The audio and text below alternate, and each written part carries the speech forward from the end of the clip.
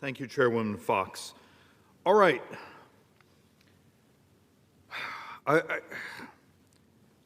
And I apologize, but the good news for the team here, I'm not going to use the rest of the hour, so I promise we're not going to go that long. And that's the only happy part of this I have for you, because I thought I'd actually use this week, I would come and show you all the creative ideas we have to take on debt and deficit and get wages growing. But we had an incident today where the Budget Committee was inviting members in to come and sort of give our priorities. And my comments to the Budget Committee, because I brought them some work that's been done by the Joint Economic Economists. It's one of my only joys I have here anymore, is I'm blessed to chair the Joint Economic Committee. So I have a handful of PhD economists. And it turns out they're really good at math. And handed over saying, we need to tell the truth about math. Now, first thing, and I say this almost every week, and I beg for someone out there to hear it. Debt and deficits. We are buried in debt, but it's primarily, it's interest and demographics. I'd love to blame the Democrats, and they want to blame us, but I've shown over and over and over and over and over, as a country, 40 years ago, our fertility rates started to fall. This year, and I'm going to show it on the boards, this year,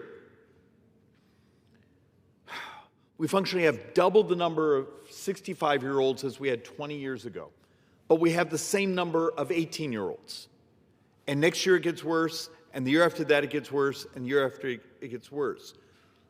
But yet we built Social Security and Medicare and these things on a model that had population growths. So I'm only a third through the paper, so it's always dangerous coming behind the microphone and acting like you know what the hell you're talking about. But let's actually walk through. So this was brought to me by some of my economists. National Bureau of Economic Research. These are a number of folks from Cambridge, not Cambridge, England, Cambridge, Massachusetts. So, little institutions hanging around there, Boston University, MIT, Harvard, apparently they're freaky good at math. But the headline here should actually make you pucker up. Why Italy may have a better fiscal shape than the U.S. And then you go in here and start to understand the punchline of this paper. And I'll do my best to describe this. But please, someone out there, is there anyone listening? It basically says, if we keep things the way they are, so current tax policy, spending policies, pension policies, to cover Social Security, to cover Medicare, to cover military retirement, to cover federal employees' retirement. This isn't building bridges. This isn't modernizing the military. This is just the retirement system of the United States will require 104% of the income of the next generation. So look, doing so requires leveling lifetime next tax rate exceeding 104%. So you need 104% of the next generation's income, 104%, not 100% of their income, 104% of their income to meet our pension healthcare obligations. Is that going to work? But we have the research, so how many people are going to come behind this mic the rest of this year or next year and actually say, hey, we got a demographic problem, we got a spending problem. So let's actually walk through some of the things we do know. So every day, I send out something called the Daily Debt. It's a text message. And we have a few thousand people that subscribe to it. We have probably a lot more people that don't want to get it. And it tells you how much we've actually borrowed, because we have, and this went on, it always goes on between the conflict between the White House and Congress and those of us who actually have some responsibility on spending budget economics, is, David, you're scaring people, telling people that we're borrowing so far this fiscal year. So think of this. We're what? And I should have calculated this in my head before I got behind this microphone, but what are we, 73, 74 days into this fiscal year, Mr. Speaker? In that 70-some days, we've already borrowed $788 billion as of yesterday. We will click off, if we stay at this rate, another $1 trillion of borrowing from October 1st, the beginning of this new fiscal year, till before Christmas. Another $1 trillion of borrowing. And once again, the left will blame us, we'll blame them, and because no one wants to have a conversation of healthcare costs are exploding on us and we refuse to do the things that lower healthcare costs. Instead, we're going to spend months around here debating subsidies because we've turned healthcare into financing, not the actual price of services in healthcare. But I need you to think about this. That $788 billion in that 73 days or so, that's like $148,000 a second in borrowing so far this fiscal year. If you average it out over the 12 months, I did see the number, it was like $73,000 a second if you take the last 12 months. That's what you're borrowing.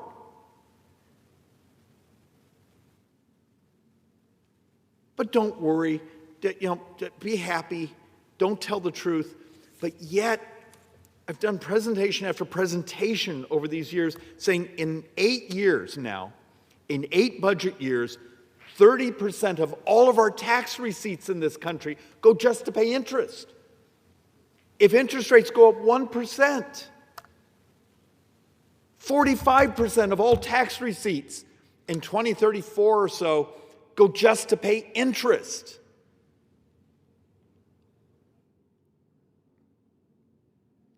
Yet the the Congress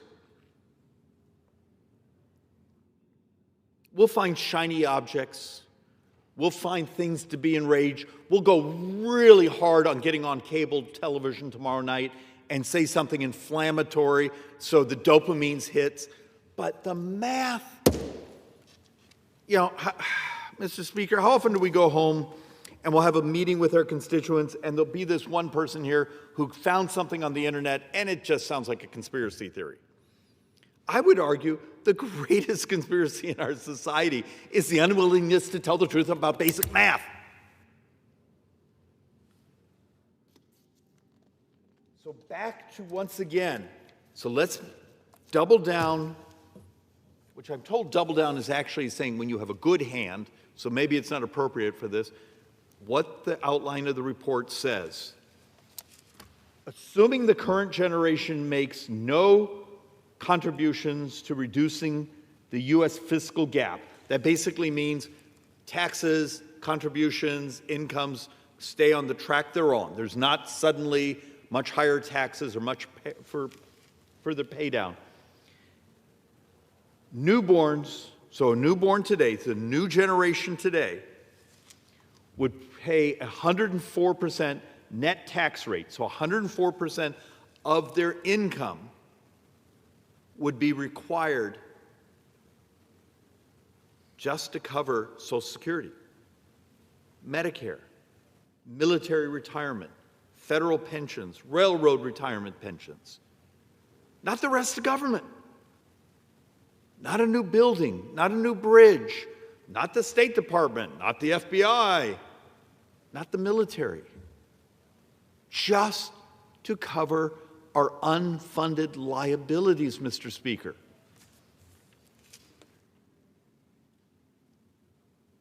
Where's the Fiscal Commission?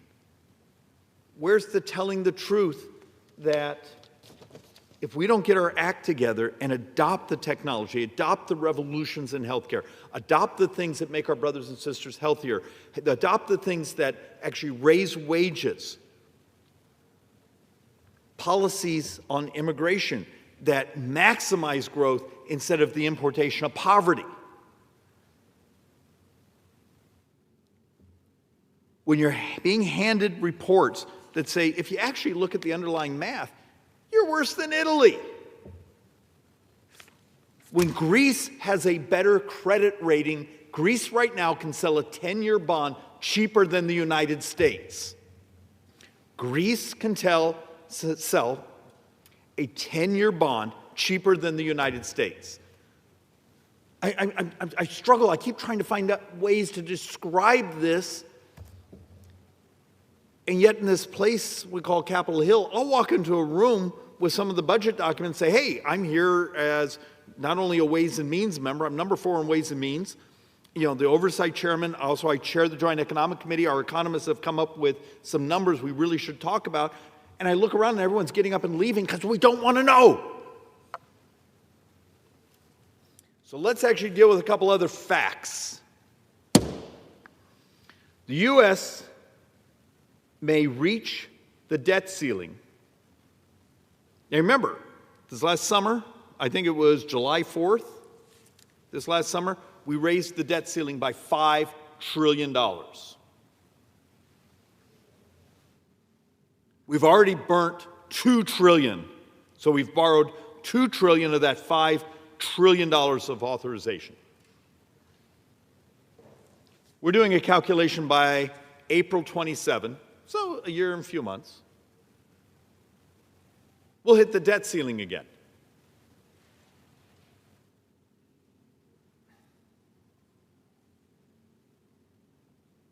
And remember, the debt ceiling is just the authorization to borrow what you've already obligated. When you get the clown show, it says, you can't raise the debt ceiling. Okay, I can do that. Tell me the portion of government you want me to cut. Because this year, this fiscal year, for every dollar of taxes we take in, we're going to spend $1.43. I'm happy to work with you. Let's not raise the debt ceiling. Tell me the functionally half of government, because you got to understand the economic effects if you stop the spending. So what's the 50% of government you want me to cut tomorrow? Considering only about a quarter of U.S. spending is actually voted on by Congress. We vote on defense and what they call non-defense discretionary. The rest of the spending, the rest of the 75% of spending is Social Security. It's Medicare. It's the things that we call entitlements, earned benefits. They're on autopilot. Well, David, they stole my money. No, they didn't. We just stopped having children.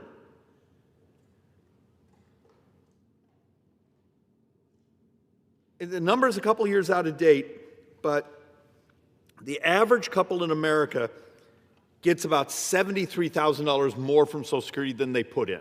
It's a crap rate of return. But Congress, AARP, the union groups, back during the Bush administration, this was W, when there was a discussion of, hey, could we take maybe a small sliver and put it into markets? If we had done that 25 years ago, today's retirees, those moving into retirement, would be dramatically better off. Too late. Remember, we're only a couple more years and all the baby boomers are 65 and up. So the demographic curve is here. It's just math. It's just math. But these numbers get worse. So that's the debt ceiling. So let's actually have a little bit more fun. Medicare. There's a trust fund with Medicare. You pay it on your FICA tax, your payroll tax. Except we have a little problem. We calculate in early August 2032, so 7-some years from now, the Medicare Part A trust fund is gone. So hospitals are probably the largest lobbyists here in Washington, D.C. They're all up and down the hallways. Are they ready for the 11% cut in the spending? Because it's less than 7 years. This is coming. So let's add something else on top of that. And this is the one, and what, I'm told I need to stop cussing behind this microphone, but what shocks me, because I will get some very important people around Washington, D.C., who get upset with me for this portion, because apparently, particularly a guy that's in a 50-50 district, we're never, ever, ever, ever supposed to use the word Medicare or Social Security. So let's actually have some fun here. Social Security Trust Fund is projected to be depleted in 2023, late 2020, or 2032, sorry. So some years from now. When this happens, we double the poverty of seniors in America.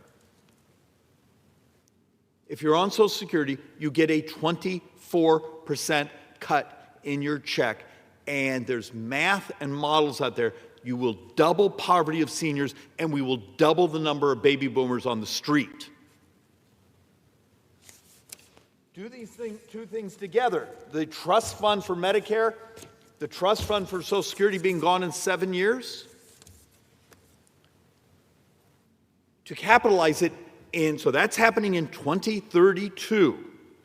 If you took 2033, and I'm sorry, but the dates are important, and said for that full year, we're going to just reach into the general fund. We're just going to use the general fund.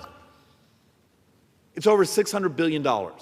And then the next year it's bigger, next year it's bigger, next year it's bigger. So it's functionally like 60% of the entire defense budget just to make up that shortfall for that first year. You would think something this, to use my little girl's term, ginormous, would be a big deal around here. Yet what happens in this place, because it's so perverse, is right now there's some leftist political consultant saying, hey, Schweikert used the word Social Security and Medicare. Let's design our attack ads for the next campaign. They spent millions of dollars in the last campaign beating the ever-living crap out of me because I cared enough to want to fix this. When this place cares more about what the political consultants can design as an attack ad, where's our fiscal commission? Where's the fact we're putting people that can do math into a small room, turn off the air conditioning, and say, come up with a plan to save the future? Or is just doubling poverty of seniors functionally our political plan?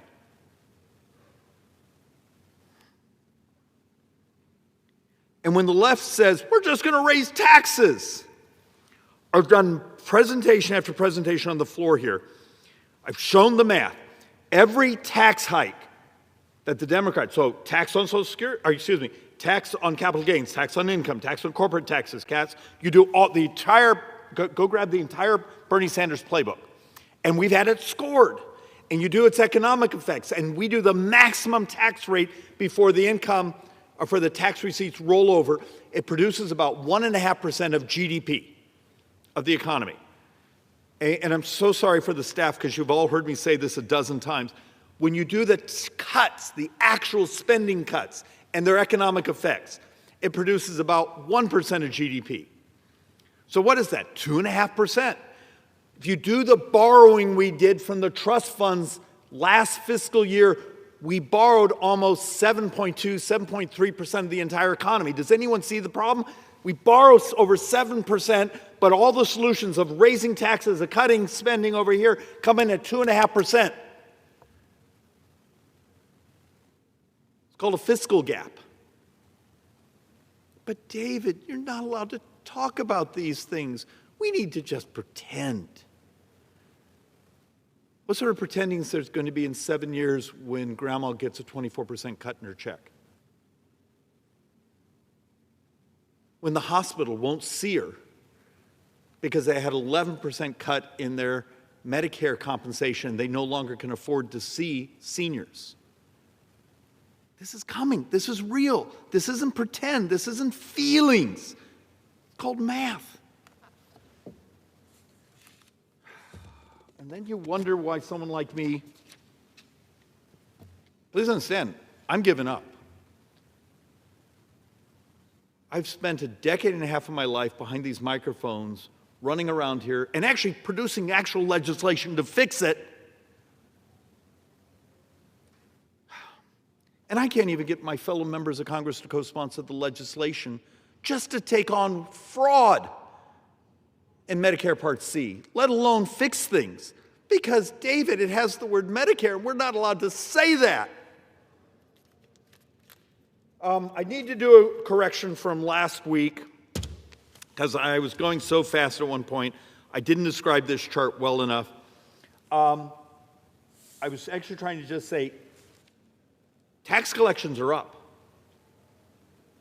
but capital gains are up 64%. But remember, capital gains are only like 7%, where income taxes, so taxes on wages, are up 5.5%. That's amazing. But remember, income taxes are over half of all income into the federal treasury. So I wanted to conflate. I didn't want to say, hey, 64% of all tax collections are up because of capital gains. That's only the little sliver that's capital gains. But a 5.5% increase in wages is amazing. Problem is their spending's up like 9%. If we could just hold our spending flat, except our problem is our demographics. When every day, I think in this year, we have like 13,000 of our brothers and sisters turn 65. They've moved into their earned benefits. We made a social contract. But when, in 1990 or 91, when the fertility rates of the United States started to roll over pretty hard, we never built a model of saying, oh heavens, what happens when you don't have enough young people? So let's make some more people mad with the truth. The customs duties, the tariffs, have actually been very helpful. They're important. I actually think we need to come up with a much broader scheme on international tax collections, particularly imports, and dealing with other countries and their value-added tax, we call a VAT tax, and how they arbitrage where they refund it when you export to the United States, but if we send them something, they attach their VAT back on. It gets a little confusing. We actually held a hearing today in Ways and Means on the international tax system, because if the Supreme Court, whether it be this month or in the coming months, changes the president's authorities on tariffs, maybe those of us in the tax writing committee should step up and do our job. But I need to tell you the truth about the math. So let's have a moment here. 2026, actually let's do 2025. So that's the chart here. The $77 billion you see right there in the chart, that was already the law. That was before the Trump presidency. That was tariffs. Customs duties is the proper term. The president added other rules, mechanics, tariffs, customs duties. That gave us another, so a total $195 billion. So it means we collected in the 2025 fiscal year an extra $118 billion. That's a lot of money. But remember, in 2025, we were borrowing $6 billion a day. So you can do the basic math. That's like 18 days of borrowing was the increase we took in 2025. It's helpful. It's helpful. Do not walk away from it, but also don't make up numbers that it's going to pay off the debt. 2026, we modeled that the base tariffs, base custom duties, would produce about $84 billion. Wonderful. So the total we model is $324 billion, meaning we're going to get an extra $240 billion this year on if President Trump's tariffs are allowed to stay in. It's really helpful, but it's basically 1 month of borrowing. It's 1 month of borrowing.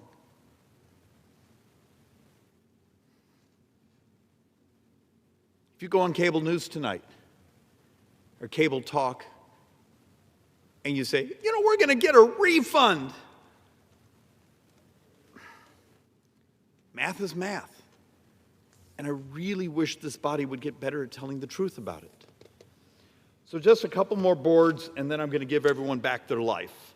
And then I'll go home and deal with the angry text messages I'm going to get from people that don't like it when I tell the truth.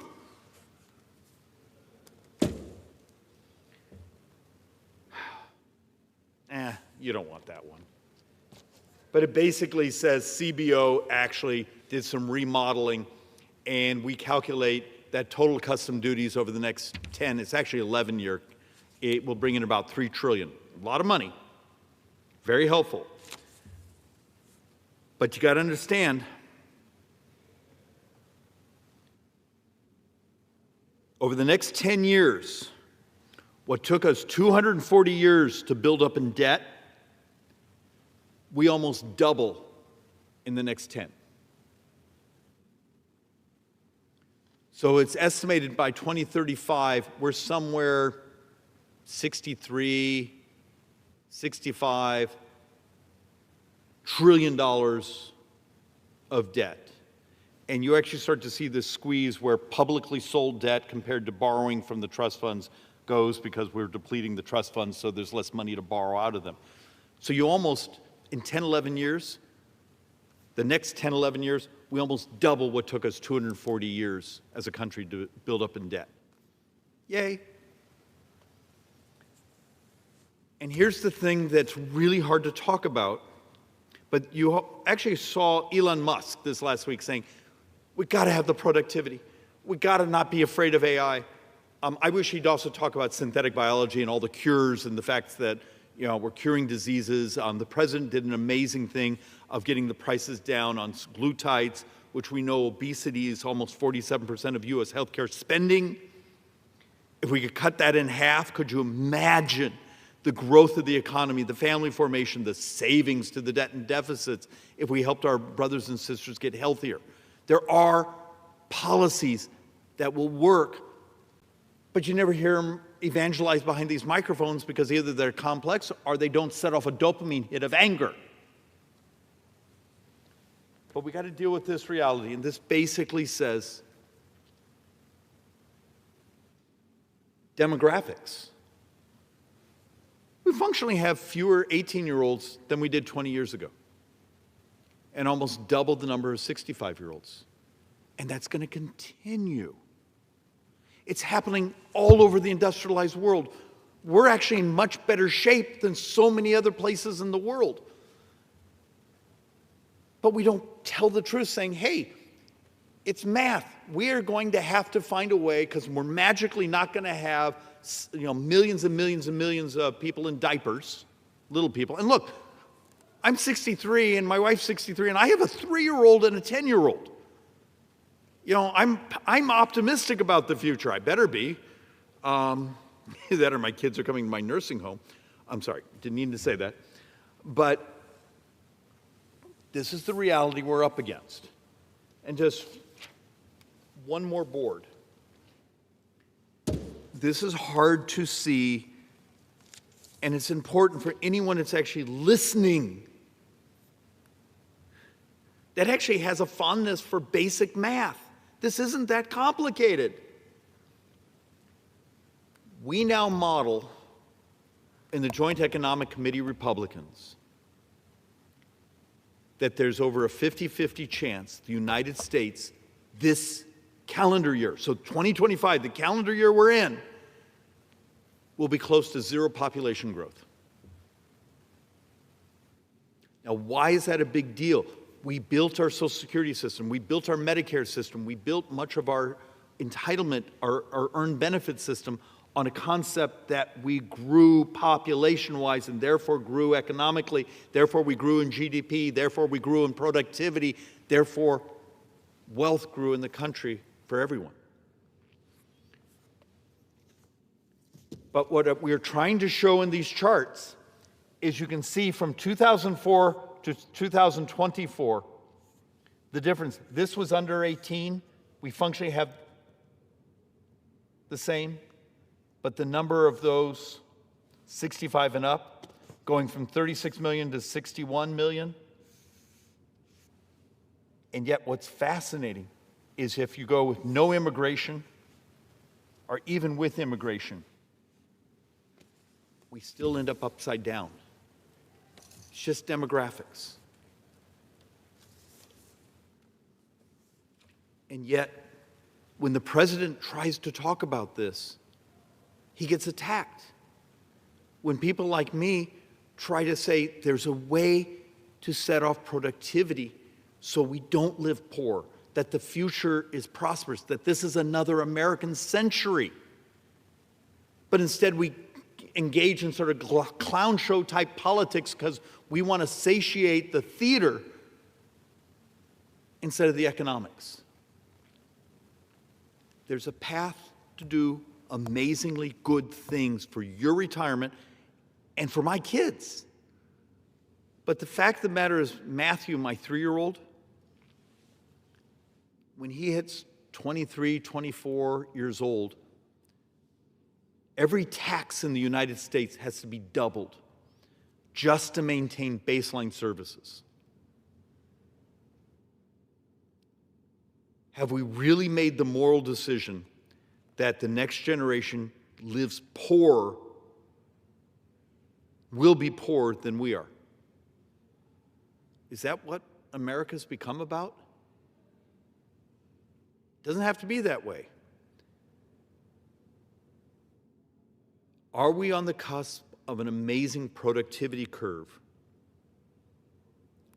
with artificial intelligence, with synthetic biology curing diseases, with robotics being able to produce products cheaper, faster? Possibly. But you got to understand, we have lots of laws that this place has made that it's illegal to modernize a port. It's illegal to modernize a rail system. It's illegal to actually adopt technology that can read your body at home and prescribe to you. We have barrier after barrier. So when we talk about deregulation to make the economy grow, we also got to talk about the deregulation that the armies of lobbyists in our hallways are here to stop us from doing because it will force a change in their business models. Once again, it can be another American century. The future can be absolutely amazing.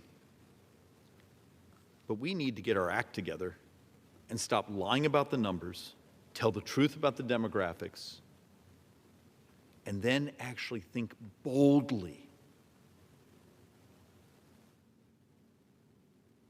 And we can do amazing things.